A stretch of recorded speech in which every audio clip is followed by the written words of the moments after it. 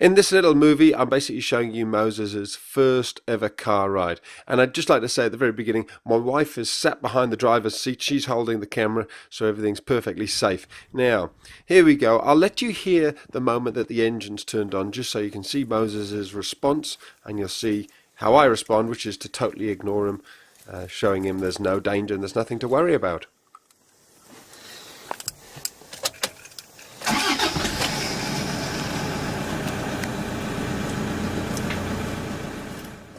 So there you go, that's the way you do it. You say absolutely nothing. You could see Moses hardly batted an eyelid, and me by me staying very calm and relaxed, you got the message there's nothing to worry about. Now here we are driving along, and dear Moses starts to climb on top of me.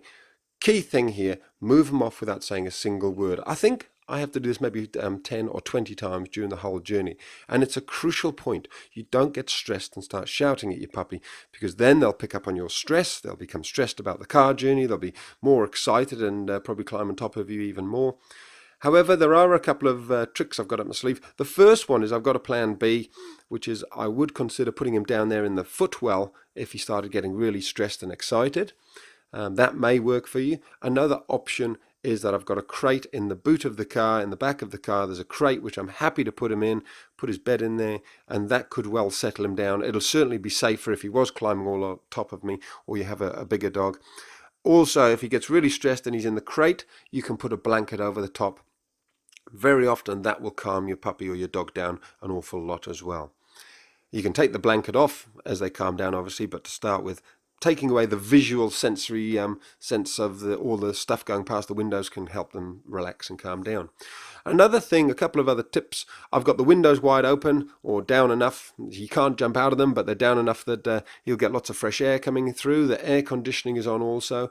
And I've made sure he's tired. He's had a good run before we put him in the car. He's been fed and watered, so he's not full though. That's also important. He's been fed and watered. He's been toileted, which is very important, but he's not just had a feed. So he had a feed a lot earlier. He went to the toilet. You don't want your puppy being full of treats or just having had a meal, because then there's a high chance that they're going to be sick. So another tip about taking a puppy out is maybe the first few journeys, just make it a 1 or a 2 minute drive at the top of the road, take your puppy out onto the grass, let them have a run around, put them back in the car and bring them home. So they have a great association with getting in the car. You may even the first few times just put them in the car and give them a pig's ear to chew on. So they absolutely love getting in the car, and they don't always associate with a big half-hour car journey. It's about a 10-minute ride for Moses off to the vets.